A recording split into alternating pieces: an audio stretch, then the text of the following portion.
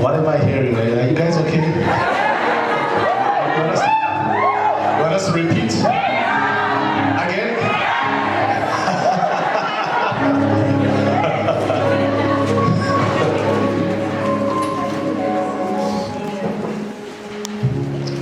You see, in your natural life, the moment you start pushing yourself to go higher, you will notice that there are some forces that are trying to keep you down.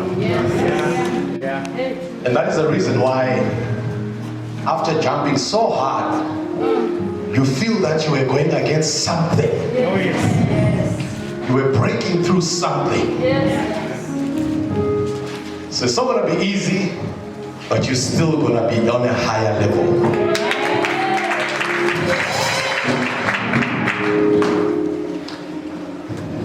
Isaiah 54 verse 1.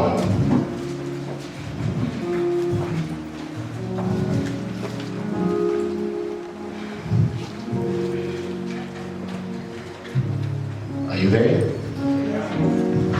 Sing, O barren, you who have not born. Break forth into singing. Cry aloud. I think they left their jump up and down. Amen.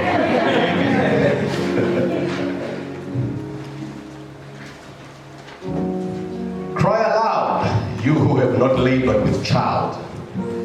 For more are the children of the desolate than the children of the married woman, says the Lord. Look up here. I told you and I said, this is the season for God to take you to the next level. Amen. But you need to understand why God is taking you to the next level. It's not because it's a next level. It's because you are about to give birth to something bigger than the level that you are in.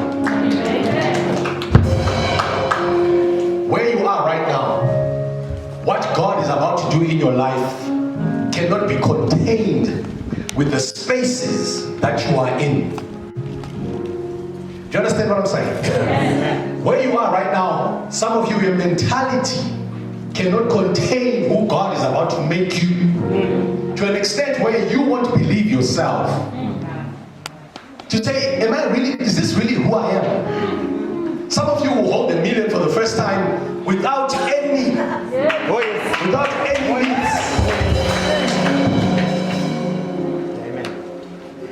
Some of you are going to hold a lot of money and you will not have anything to use it for.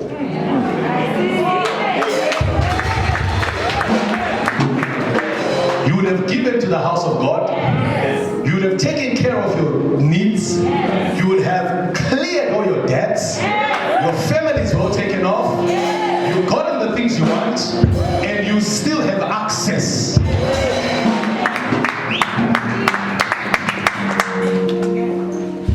I'm talking about these things because God showed me a vision of where He's taking you. Oh, yes. And He said, my people have been faithful through the thickest times, through the difficult times, and now I'm about to set them free.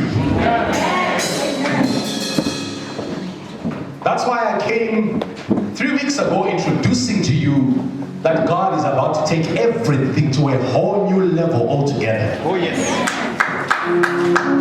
What I like about this passage of scripture, it's talking about a woman who couldn't give birth. And the Bible is saying to her, shout, dance, cry aloud, you who is desolate. And the Bible is saying you were barren and you couldn't give birth. But you need to shout out because your time has come. And the Bible goes on in verse 2 and says, enlarge the place of your tent and let them stretch out the curtains of your dwellings. Do not spare, lengthen your cord and strengthen your stakes. For you shall expand to the right and to the left, and your descendants will inherit the nations and make the desolate cities inhabited. And the Bible goes on and encourages you and says in verse 4, do not fear, For you will not be ashamed, neither be disgraced, for you will not be put to shame. And you will forget the experiences that you experienced when you were younger. Oh, yes. Oh, yes. Amen. So in God saying, you will forget the shame of your youth, that means that when you were younger or before today, you tried something out and it didn't work and you got embarrassed. So we are seeing people that tried to go out and got burnt and folded into a cocoon. And you vowed that you'll never be in another relationship again. Because of the shame that you experienced before when you were younger, you vowed that I'll never do church again. Especially be a leader. I know what I'm talking about. So the Bible is basically saying the reason why you are barren is because of the shame that you experienced before. And you intend to be a barren woman. But God all of a sudden is coming and He's saying, rejoice, sing out. Why? Because the time is now come for you to stretch forth and get out of your cocoon and go bigger than where you've been at.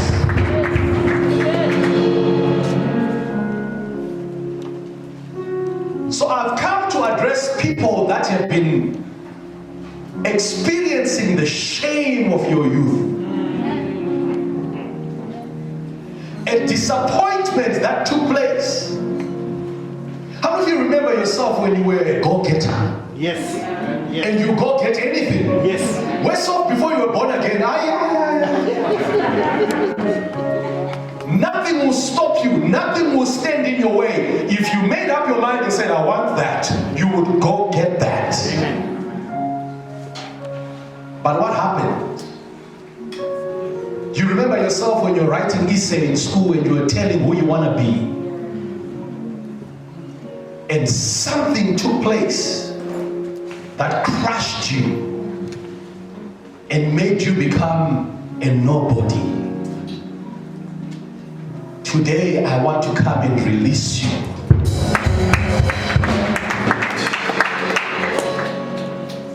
Why? Because God is saying, yes, I acknowledged the shame of your youth. So God allowed the shame to take place. God allowed you to be dumped in front of the whole church. Yes. When you said, I'm about to get married, God allowed certain things to take place in your life. And God is saying, I know the shame that you experienced. In fact, He even goes on and says, and you will not remember the reproach of your widowhood anymore. You are now a widow because you lost something. When it's talking of widowhood, it's not talking that you were married and now as a physical person. It's saying you were engaged to something. There was something that you were known for. But the moment that thing died, you became a widow. Some of you lost properties. Some of you lost your husbands physically, your wives physically. Some of you lost things physically. And now you are in a state of being a widow. And God is saying there is a reproach that came where you didn't want to step out and go out and do anything. But God is coming with a new word for a new season for you. What I love about God, He doesn't care who did what to where and who. God doesn't care what you experienced, because He comes and says, this time do not fear. Amen. Look at them and say, don't fear. Look at that one and says, what are you fearing now?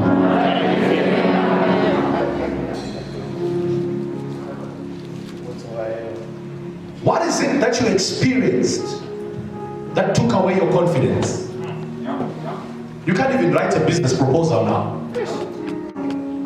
And then there was a time when you would flow with presentations. What is it that took place in your life that has made you hide in a restricted environment, in a tent that is not big, in a tent where you get in and it only covers you? Some of you are hiding in an emotional tent where you say to yourself, I don't want to go out past this boundary. Because every time I cross this, I know what happens. I know I lose everything. You have tried it over and over and over, and you kept on losing. And now you're saying, I better stay here. Today there's an anointing. Oh, yes. That's about to tell you, do not fear. For you will not be ashamed. Hallelujah. Neither will you be disgraced. For you will not be put to shame. Oh, yes. Oh, yes. What is it that puts you to shame? What is it that defined who you are today, and yet you know that's not who you are?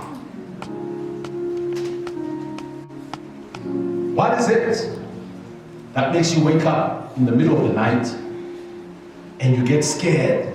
You're not happy with where you are, and yet you know you're supposed to be somewhere, and yet you know you are scared to go somewhere. What is it that paralyzes you the moment you think of stepping out?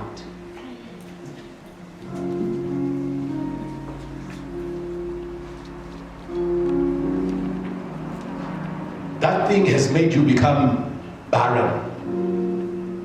That thing has made you become a person who doesn't produce fruits. And you are comfortable in your dwelling place in one space. Oh yeah, some of you have received many prophetic words about who you are. Amen.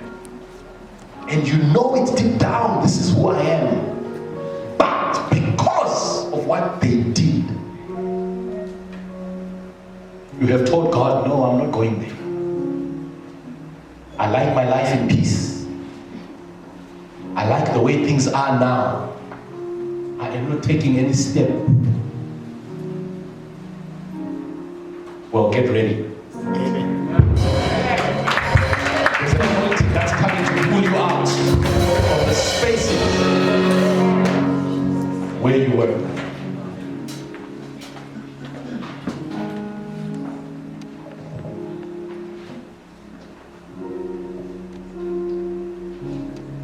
Begin praying in the Spirit.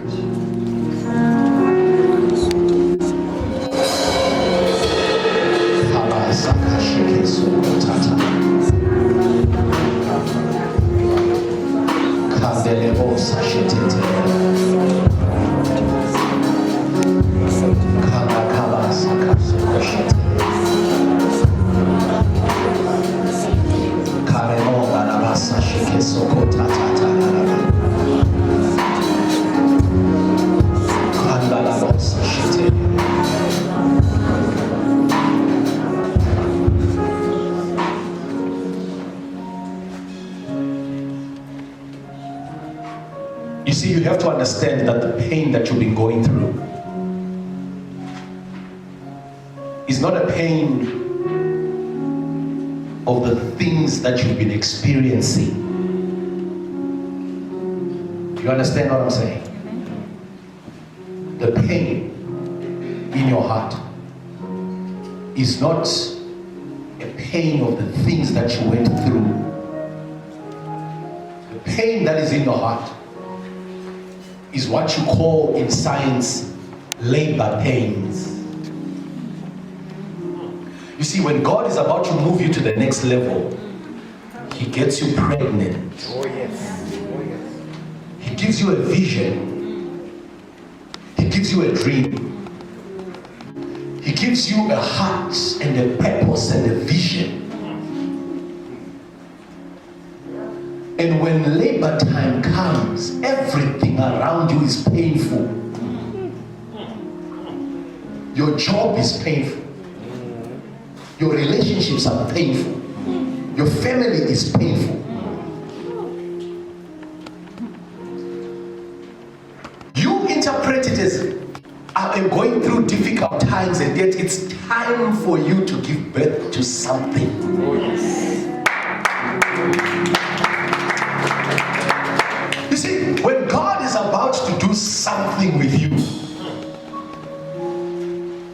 He gets you pregnant. The labor pains are a sign that you are about to step out into a new environment.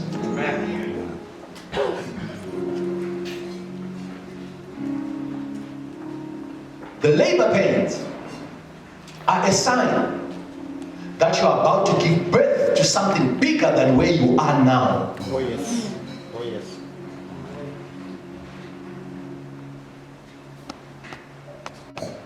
The reason why you can't sleep is not because things are not wrong, things are wrong in your life. No. The reason why you can't sleep is not because you haven't managed to get the car. The reason why you can't sleep is not because you haven't managed to be in the relationship. The reason why you can't sleep is because God is pushing something inside you and you are in pain.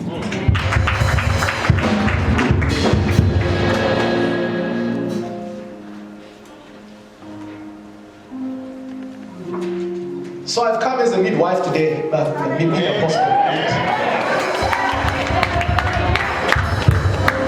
Yeah, it's much better, mid apostle.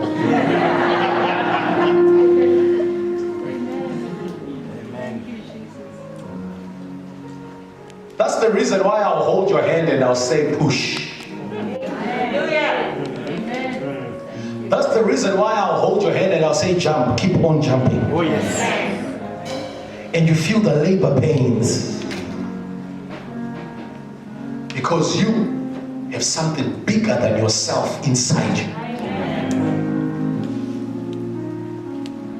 So today I have come in your life so that you give birth to that vision. Oh, yes. That you've always had.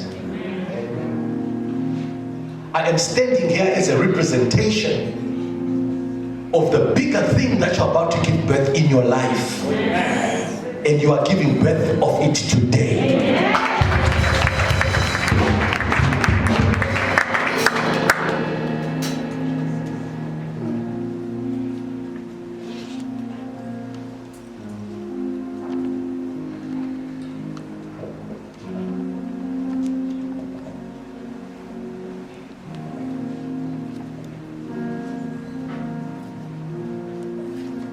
Pray in the Spirit.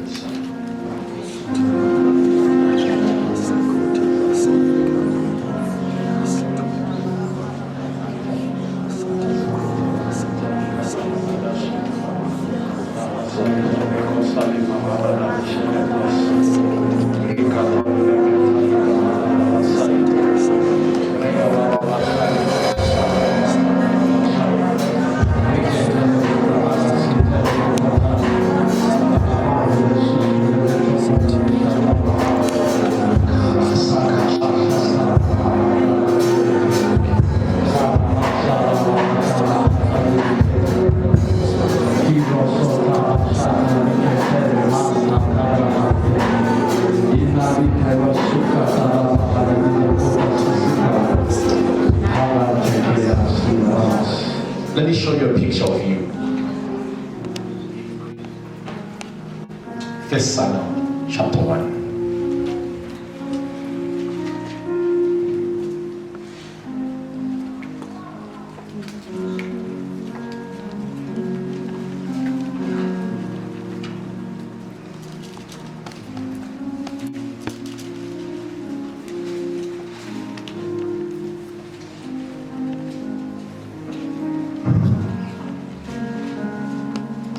Verse 1 reads like this. 1 Samuel 1:1. Now there was a certain man of Ramathaim, Zophim, of the mountains of Ephraim, and his name was Elkanah, the son of Jerah, the son of Elihu, the son of Tehu, the son of Zuph, an Ephraimite. He had 2 wives. The name of the one was Hannah, and the name of the other Peninnah. Peninnah had children, but Hannah had no children. So I've come to talk right now to the barren woman who's never experienced any breakthroughs in things that you desired. And you've always noticed your Peninnah there, giving birth to children.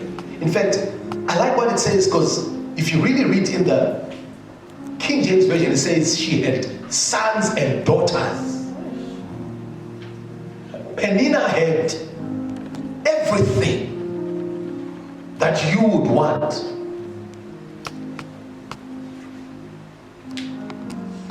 She had everything. Hannah had no children. Married to the same man makes it even worse, because it makes the problem your problem. Because if it was just the 2 of you with your husband, you would say, Papa, maybe it's you. And you would fight, no, it's you, no, it's you, no, it's you. But she knew this guy gives birth to sons and daughters.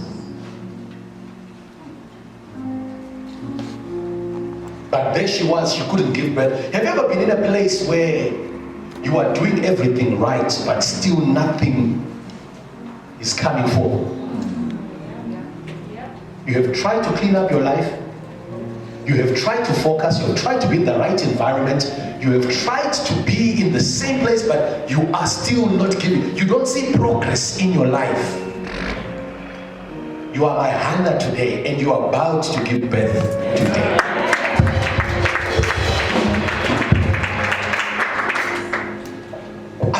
Visualize the things that were paining you, because those were your dreams, and it's that they are about to be pushed out with labor pains.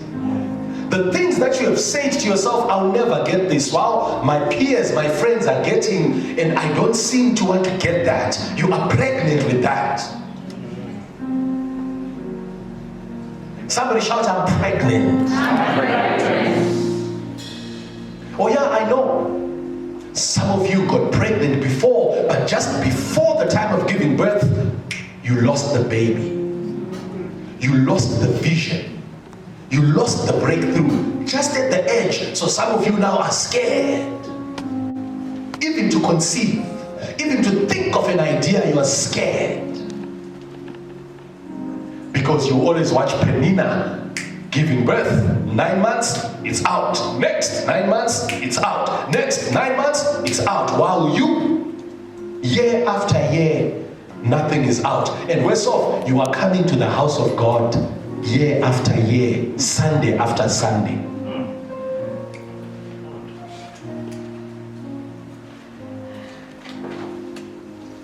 Verse 2. So this man, Elkanah, he had 2 wives. The name of one was Hannah, and the name of the other Peninnah. Peninnah had children, but Hannah had no children. This man went up from his city yearly to worship and sacrifice to the Lord of hosts in Shiloh. Also the 2 sons of Eli, Hophni and Phinehas, the priests of the Lord, were there. And whenever the time came for Elkanah to make an offering, he would give portions to Peninnah his wife, and to all her sons and daughters. See, she had sons and daughters. But to Hannah, he would give a double portion, for he loved Hannah. I know this because your life is about to change. I'm mesmerized by this scripture. Let me have 2 ladies here. One stand here and one stand here. Just a quick one. One stand here, one stand there. him. Let's give him a hand. You are Hannah today. Hello, Hannah. You are Penina today. Hello, Penina. Penina had sons and daughters.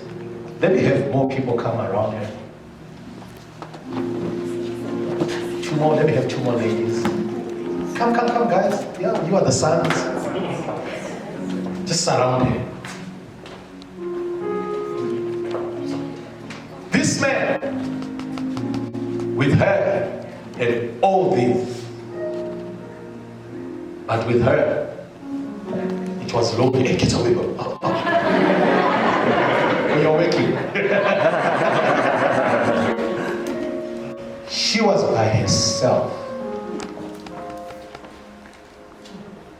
I like this because this is the story of your life. While you are lonely, you look at others, and there are many. She not only has children, because some of you can only have boys only and still wish to have girls. Some of you can have girls only and still wish to have boys. She had it all. The boys and the girls and the husband.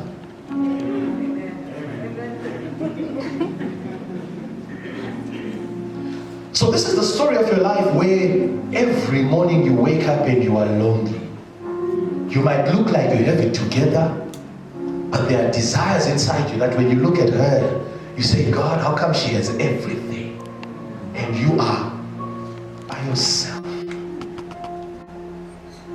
So, the Bible is saying, sing, O barren woman,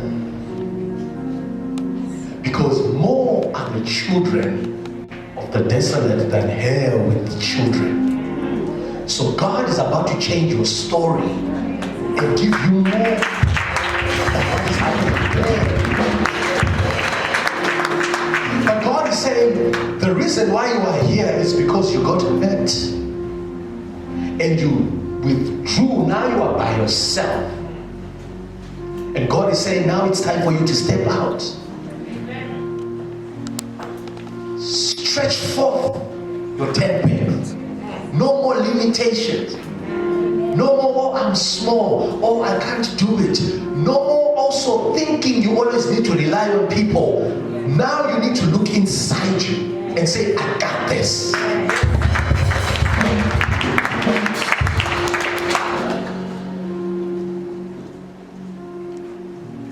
So the Bible is saying, Elkanah would come and they'll go every year to the house of God, to Shiloh.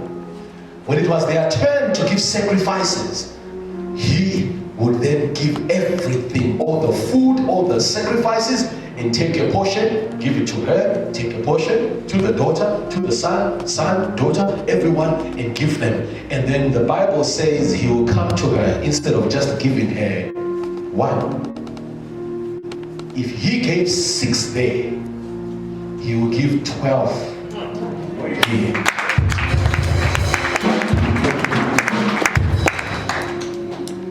I like Elkanah because he started prophesying to Hannah that where I give 6, you are going to have 12. Oh, yes. Your God right now is about to release a double portion over your life. There are people that you always saw and you thought they were the it. Now you are about to get lit. There are people that you thought were role models. Now you are about to be the real role one. You are about to get to the levels where God is going to surprise you. You have to believe what I'm talking about, because I saw it with my own eyes, and God is about to break something over your life.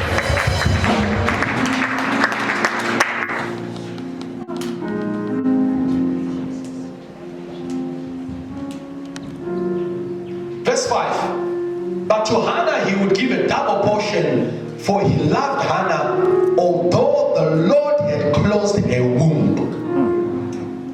So, we're talking about a scenario where Hannah, God intentionally came and closed her womb. I will explain on Tuesday why he closed her womb. And most of you will also understand why God did not allow certain things to happen in your life by closing your womb.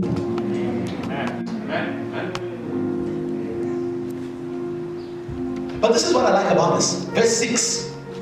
And her rival come also, come stand here. You stand there. Come stand here. Now point at her and poke her. And her rival also provoked her severely to make her miserable, because the Lord had closed her womb. So it was, year after year, Sunday after Sunday, that she went up to the house of the Lord, that she provoked her. Therefore she wept and did not eat. Ever have people in the house of God still poking you in church?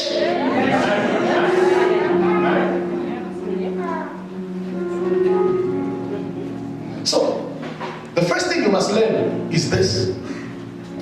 There are circumstances and scenarios that you cannot change because they are beyond your control. So you need to understand, you do not have to cry over things that are beyond your control. Because a lot of you are crying over things that are beyond your control, trying to control them. You have grown up so much to be in charge and to control every little detail. God sometimes allows you to get in a place where you can't control certain things. What I love about Hannah, she understood that God had locked her womb, and therefore what God had closed, what was beyond her control, she didn't complain about.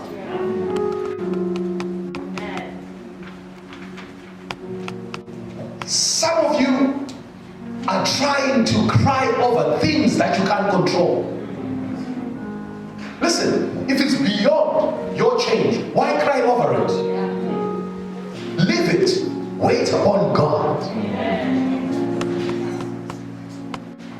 There are certain things that you can't change. There are certain things that you cannot control. Leave them alone. Why are you sad over something that is beyond your control? I have learned one thing in my life. If something is beyond me, I'm not going to lose my sleep. I will sleep.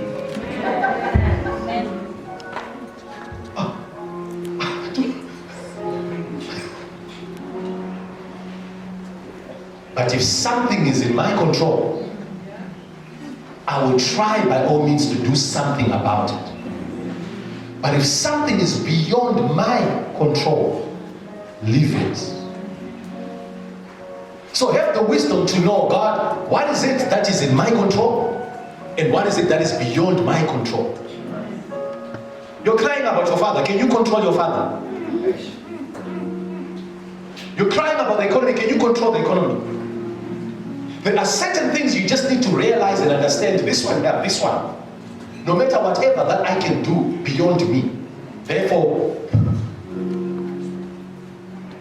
she had to understand, God, this one is beyond my control. All I can do is not to cry and complain about it. Even though she talk to God about it. The second issue was, this one came and was always provoking her. Just like most of you, there has been reproach and suffering from people that know you, laughing at you. They have spoken behind your back. They have said things about you. What I like about Hannah, she never spoke back to this one. She just spoke to God about her situation. A lot of you, the moment you hear what they were talking about you, you're like, what were they?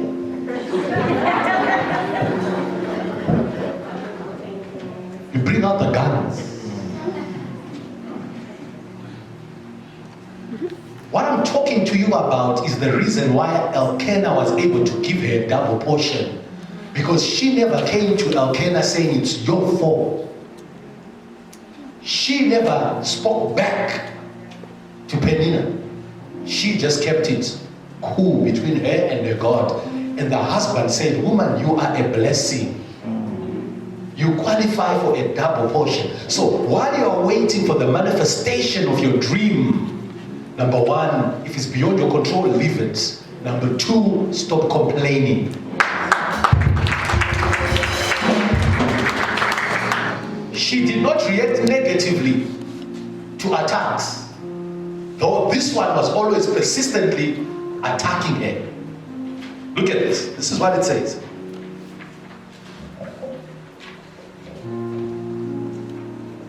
Verse 8. Then Elkanah, her husband, said to her, Hannah, why do you weep? Why do you not eat? Why is your heart grieved? Am I not better to you than 10,000 sons, 10 sons? So Hannah rose up after they had finished eating and drinking in Shiloh. Now Eli, you can come back to your kids. Now Eli the priest was sitting on the seat by the doorpost of the tabernacle of the Lord, and she was in bitterness of soul and prayed to the Lord and wept in anguish. Then she made a vow and said, O Lord of hosts, if you will indeed look on the affliction of your maidservant and remember me and not forget your maidservant, but will give your maidservant a male child, then I will give him to the Lord all the days of his life, and no razor shall come upon his head. I once saw a film in one of the TV things, and they showed Eli, and they saw, not Eli, sorry, Samuel. And they showed Samuel as a big man, big beard, and a bald head. And I said to myself, people don't know the Bible. And this prophet came and was talking to David and said, I am Samuel with a bald head. I was like, no. Samuel was a Rastafarian. I mean, he had lots of hair. He didn't cut it. When she made a vow, she says, then I will give him to the Lord all the days of his life, and no razor shall come upon his head. Even when Samuel grew up to be the prophet of God in Shiloh, he had lots of hair like this. And it happened as she continued praying before the Lord that Eli watched her mouth. Just take off that. No, don't worry, there's no corona. There is no corona. You guys know that, right? Yes. I can't say certain things because the Minister of Health. This corona thing is very sensitive. So sometimes I can't even come and tell you the truth. Because, but it's important. You need to protect yourself, clothes, whatever that you have to do, wash hands, keep distance, and do whatever you do it.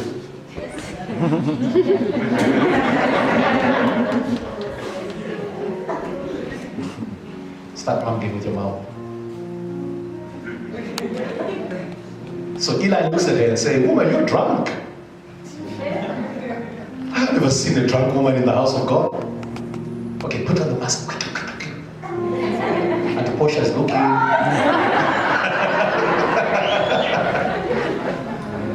Yeah, I've got a COVID team here that's in charge. Yeah, we just need to make sure all right.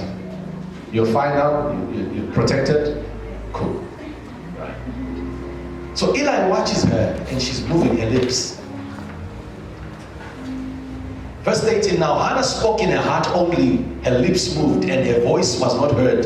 Therefore Eli thought she was drunk. So Eli said to her, how long will you be drunk? Put your wine away from you. But Hannah answered and said, no, my Lord, I'm a woman of a sorrowful spirit. I have drunk neither wine nor intoxicating drink, but have poured out my soul before the Lord. Do not consider your maidservant a wicked woman, for out of the abundance of my complaint and grief I have spoken until now. Then Eli answered and said, go in peace, and the God of Israel grant you your petition as you have asked him. And she said, let your maidservant find favor in your sight. So the woman went her way and ate, and her face was no longer sad. What I love about this woman is when this one was speaking evil against them, she did not take occasion of the bad things that were happening in life to start doing bad. Because when Eli saw her and thought she's been drinking, it made sense to Eli to say, you are in trouble. So if you are in trouble, that means that you start doing destructive behavior. Because a lot of you do destructive behavior because of someone. She did not say, oh, things are difficult with me, so I'm going to start drinking, I'm going to start getting drunk. How many of you resort to alcohol simply because you didn't get the contract? Eli knows that if you don't have kids year after year, and Penina is on your case provoking you, you are probably eating and drinking your sorrows away. The Bible knows that if everyone is against you and somebody has dumped you, you are probably going to start going night clubbing and doing crazy stuff. Because you feel I have a right to do something wrong. The Bible knows that if something is not working in your life, you're probably going to start sleeping around simply because you say, because she did this to me, because he did this to me. But what I love about Hannah, she said to Eli, I'm not drunk. In fact, I don't drink. The sorrows I'm facing are not causing me to go out and go crazy. I am pouring my soul to the Lord.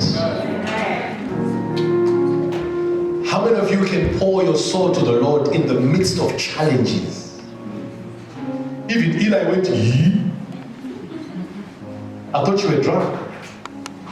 And then Eli then blesses her and says, may you find favor with the Lord.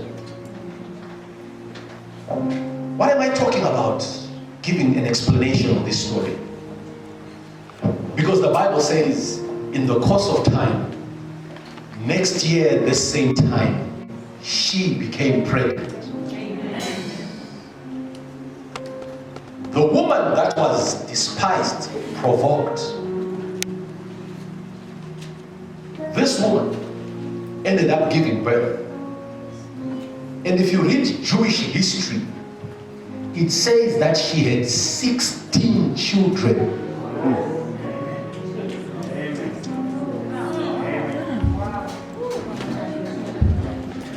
She had 10. Jewish history says she had 16, excluding Samuel, because she had handed Samuel over to God.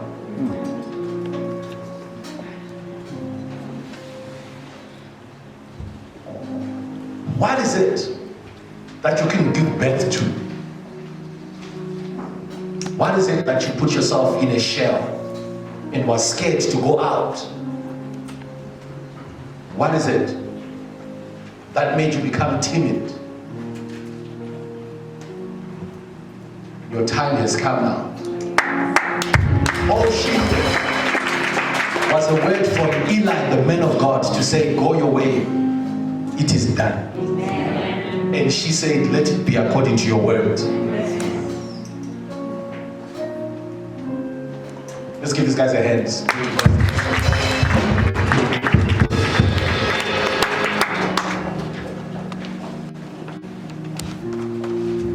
So right now I want to speak over your life.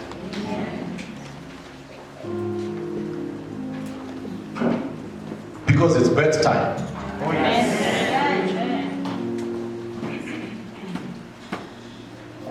I'm going to give you 3 minutes.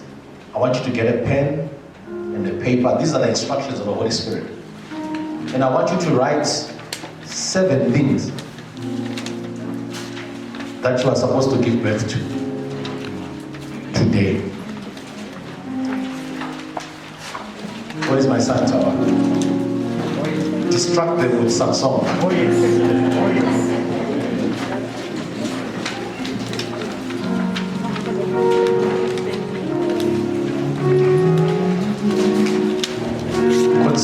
Conceive right now. Get a pen, get a paper. I want you to write 7 things. Write today's dates.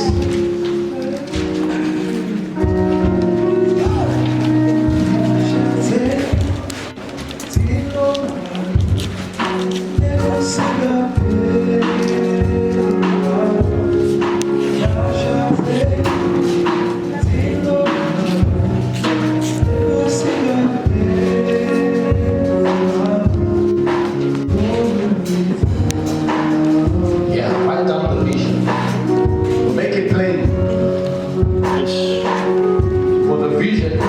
is for a set time. It will not tarry. Though you wait for it, it will surely come to pass.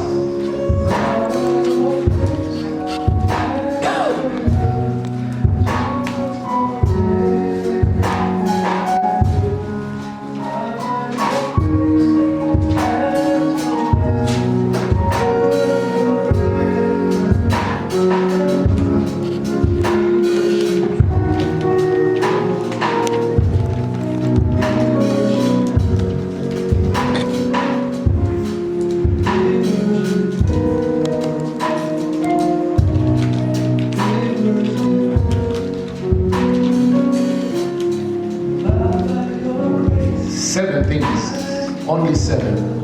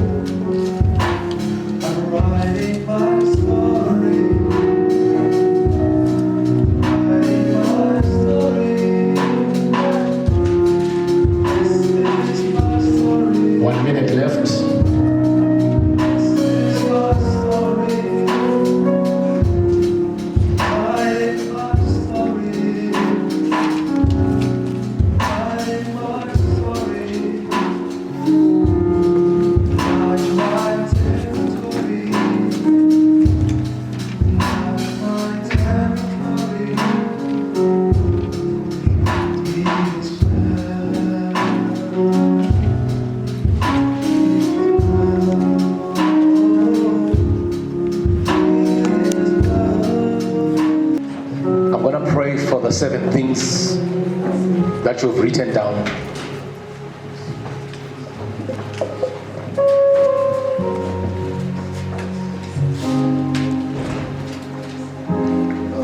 I'm going to lay hands on every one of you as instructed by the Holy Spirit for this next level for your life. We are breaking anything that held you back. Anything that kept you backwards, any fear that kept you held back in one place from moving ahead. From today, I want you to stretch forth your mind. After I pray for you, I want you to go all out. No limitation, no boundaries. I do not want you to waste the anointing that's going to come over your head today. The anointing that is going to be imparted over your head today, if you do not go all out, it will be a burden unto you. So if you know you are not yet ready and you are not serious to go all out and you are still comfortable in your dwelling, don't come. Because the type of labor pains that will start happening in your life, if you are not going to give birth and only stay in labor pains, that anointing is going to be a curse to your life.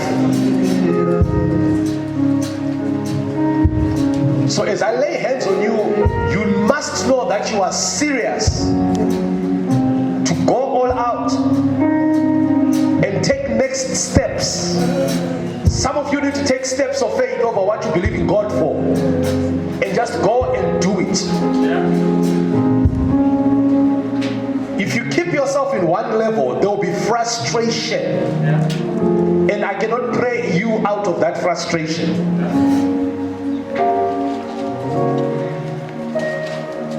So you only come when you know I am ready to move from the level where I am and take steps for the next level. This is what we're going to be doing.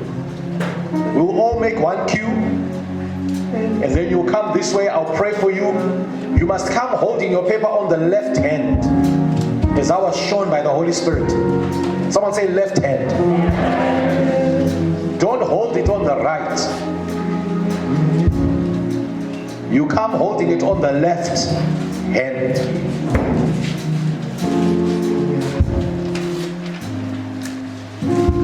You are about to break forth from whatever that was going.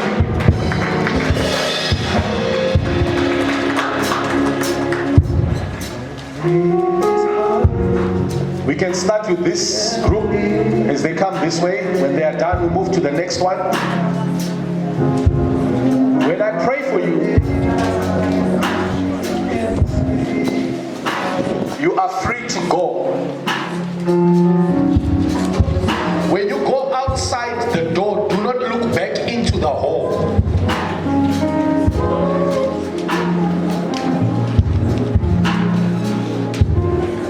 I don't know if you can understand what I'm saying. Oh yes. Oh yes. When you walk outside, don't look back into the hall.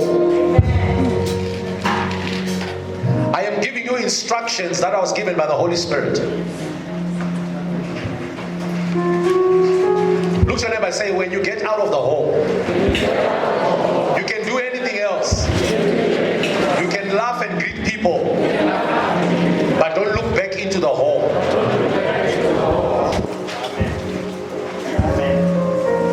This place is representing the place of your bondage.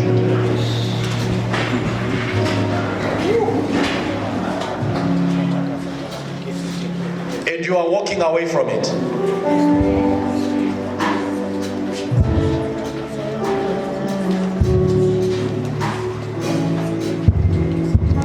Praise and worship. Do you have tambourines?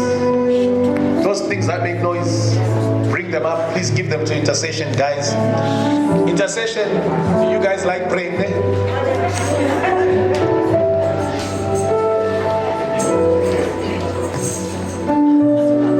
But there's one person from intercession that I didn't see in my dream. Can you stand this side? Go stand that side. Thank you. Wait, no, you were not there.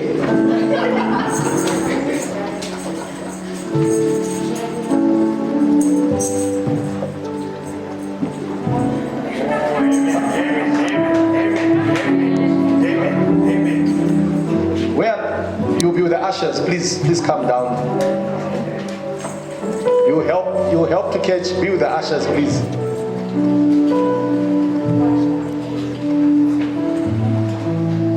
See, it's so amazing how God will show you everything and how people are dressed. And when you come in the service, it's exactly like that.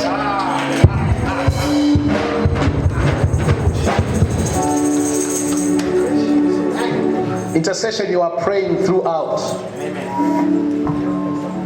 Zama, you are just making noise with instruments. Drums, you are making noise.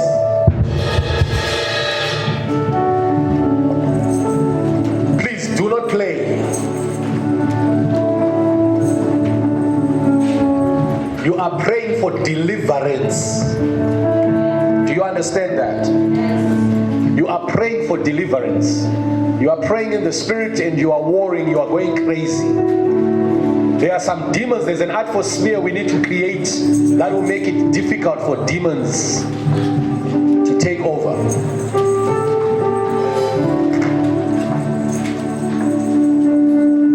Whatever cycle that kept you in one place, going again and you find yourself in that same cycle, today it is being broken over your life.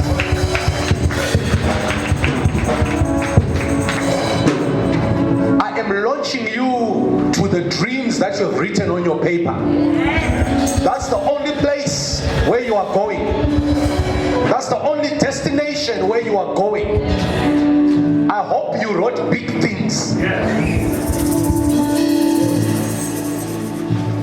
Whatever cycle that you used to see yourself coming back to, after this prayer, it is no longer happening in your life. Come stand here. Come stand here. Yeah. Thank you. Whatever cycle that used to repeat in your life, it is no longer going to be a part of you.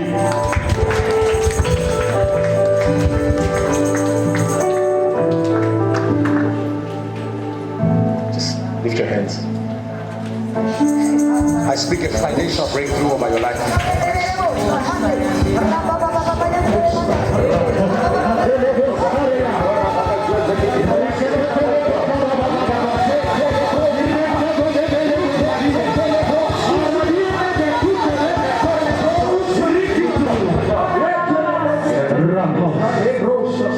Because of your faithfulness, you are entering into a new financial era altogether.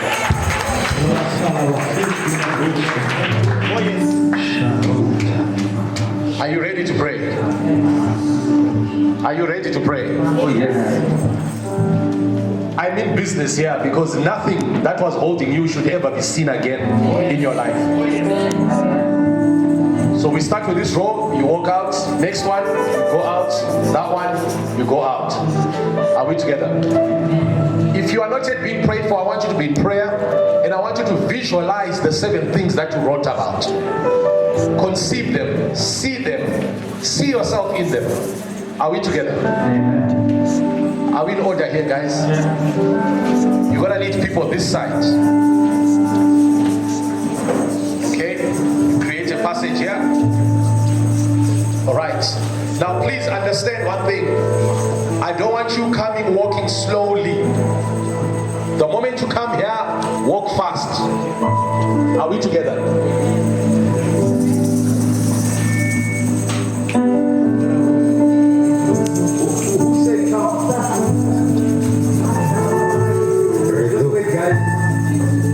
I do not even pray for people before the Holy Spirit says me.